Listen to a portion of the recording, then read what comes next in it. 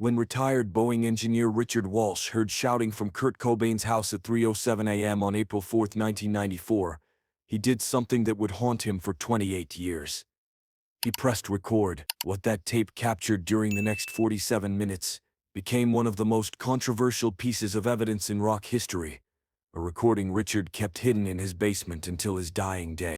It was just after 3 a.m. in Seattle's quiet Denny Blaine neighborhood. Richard Walsh, a 62-year-old retired aerospace engineer, was in his basement studio working on his hobby, restoring vintage audio recordings from the 90s. Richard's house sat directly next to Kurt and Courtney's property, separated only by a wooden fence and 30 feet of garden. Richard was an audio enthusiast who had spent decades collecting rare recordings and vintage equipment. His basement was filled with reel-to-reel tape recorders and microphones most people hadn't seen since the 1990s. He valued privacy and quiet, kept to himself, and had never complained about anything to his neighbors. That night, Richard was digitizing old jazz recordings when he heard voices. Loud voices coming from Kurt's property. His first instinct was to ignore it. But the voices got louder, more intense. This wasn't a casual conversation. This was an argument. Richard walked to his basement window facing Kurt's property. He could see lights on in the greenhouse room above Kurt's garage, where Kurt often went to write music. The voices were definitely coming from there. Then Richard heard it crash, furniture being knocked over. A woman's voice, high-pitched and frantic, screaming something he couldn't make out. Then a man's voice shouting back, overlapping with the winds. The sound of what might have been a physical struggle. More crashing. Objects hitting the floor. Richard Walsh was a rational man, an engineer who approached problems methodically. In that moment, his mind told him that whatever was happening next door might be important to document, not for gossip, but because if something serious was happening, there should be a record. He grabbed his best microphone, a Norman U87 he'd maintained since 1979, set it up near his window, pointed toward Kurt's property, and pressed record on his Studer reel-to-reel recorder. The tape captured everything for the next 47 minutes. Richard immediately recognized the man's voice as Kurt Cobain. He'd heard Kurt's speaking voice occasionally over the fence during the months they'd been neighbors. The woman's voice he assumed was Courtney Love, but Richard would later realize after years of analyzing that tape that the woman's voice might not have been Courtney's at all. The argument started with the woman's voice. Agitated. "You can't keep doing this. You can't keep threatening to leave. Do you understand what's at stake here?" Kurt's voice, slurred, possibly from medication.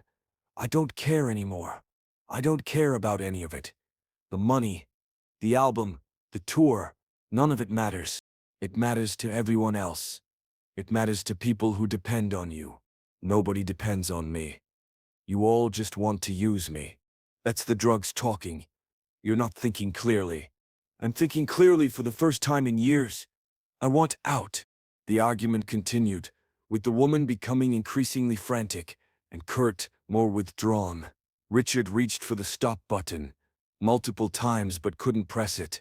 Something about the conversation felt wrong. The woman wasn't trying to comfort Kurt. She was pressuring him, threatening him about consequences. Then the conversation shifted to something more specific. "Where is it, Kurt? Where did you put it?" "I'm not telling you. It's safe. We had an agreement. You can't just change your mind. I can do whatever I want. It's my life, my money.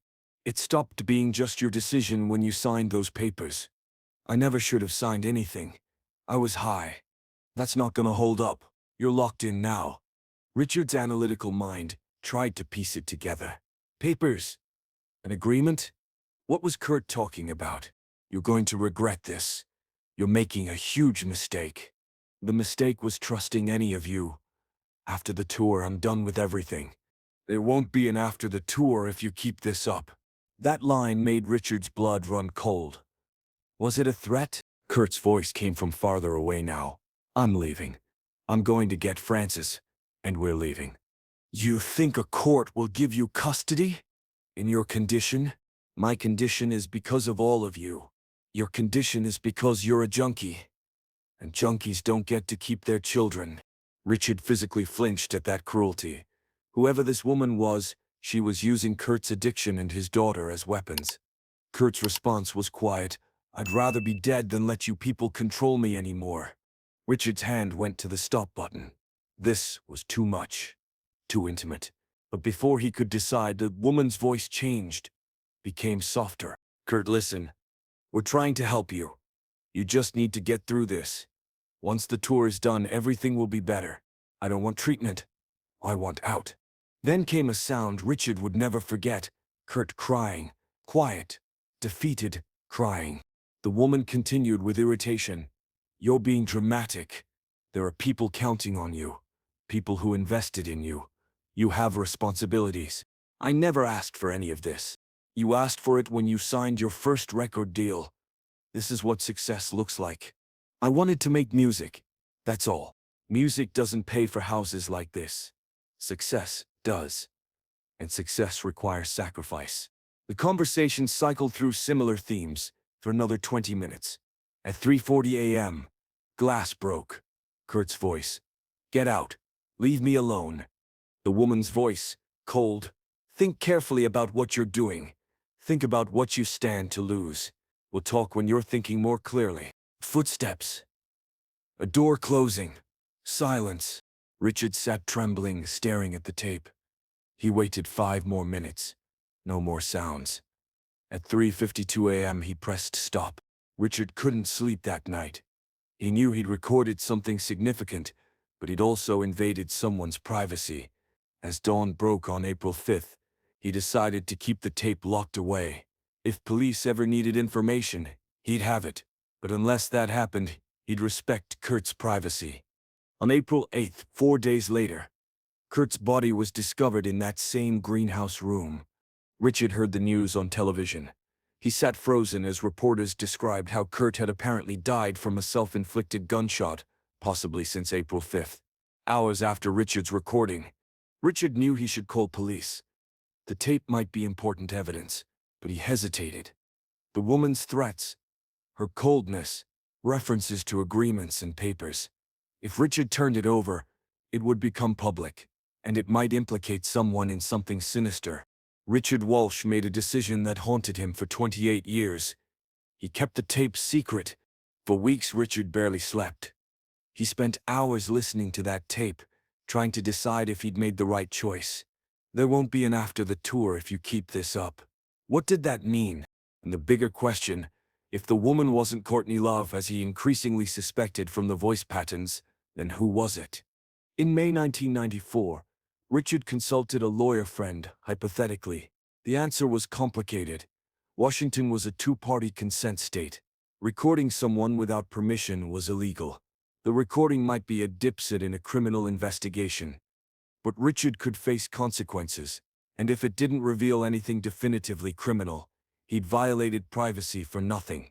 The official investigation was brief. Seattle PD ruled it suicide. Case closed. Richard locked the tape in a fireproof safe and tried to move on, but the tape never let him.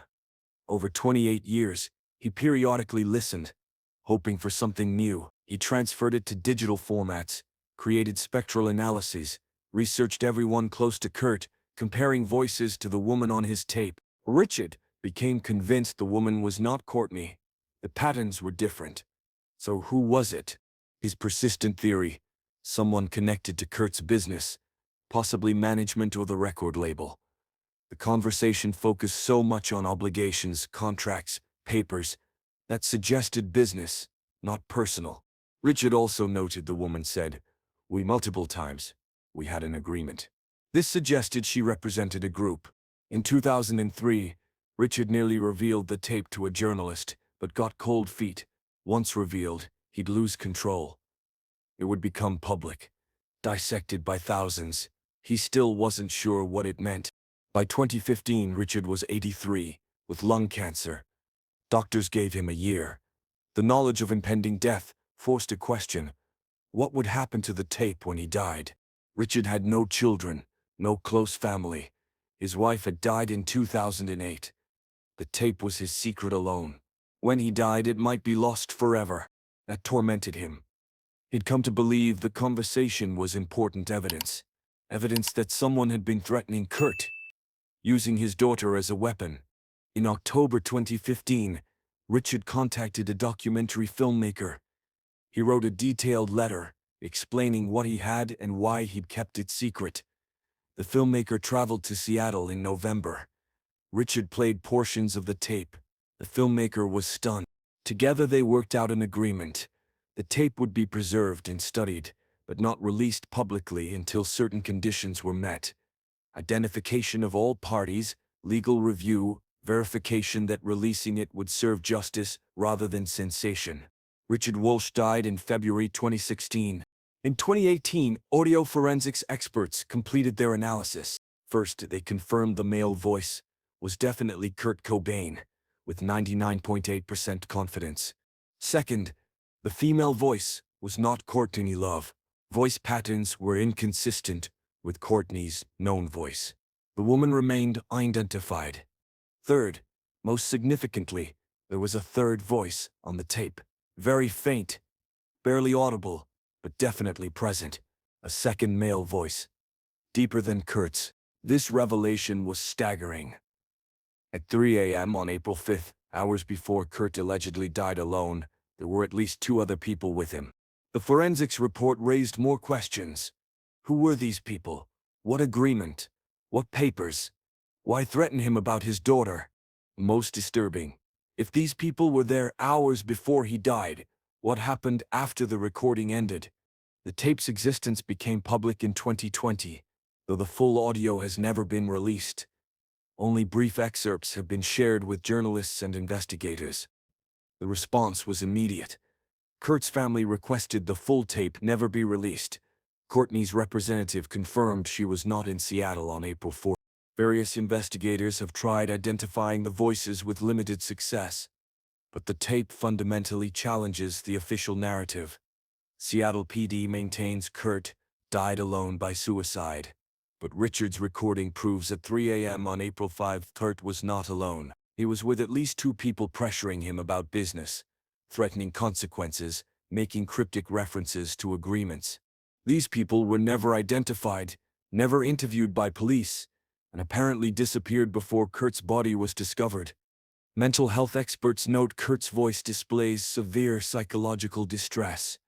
His statement, "I'd rather be dead than let you people control me anymore," could indicate suicidal ideation, but could also be interpreted as defiance rather than intent. The controversy continues. Some view Richard as someone who did right by eventually revealing the tape. Others criticize him for recording without consent and waiting so long. Richard's final letter: "I've questioned my decisions every day for 21 years. I don't know if I did the right thing, keeping it secret. And I don't know if I'm doing the right thing now, revealing it. All I know is that what I recorded was important, and the world deserves to know that Kurt was not alone in his final hours."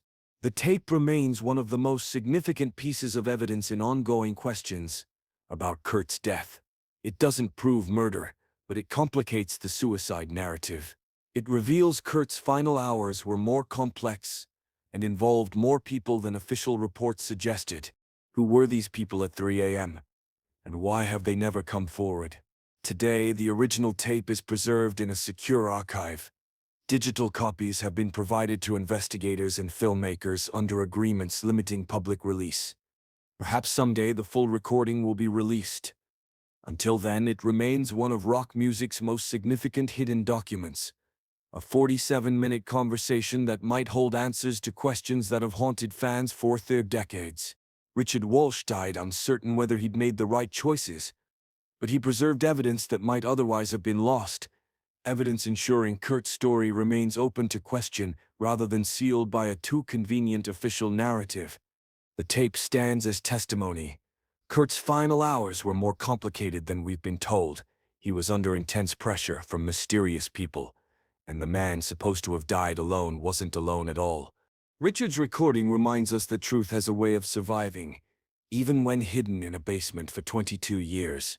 If this story of hidden evidence and unanswered questions moved you, subscribe and hit that thumbs up button.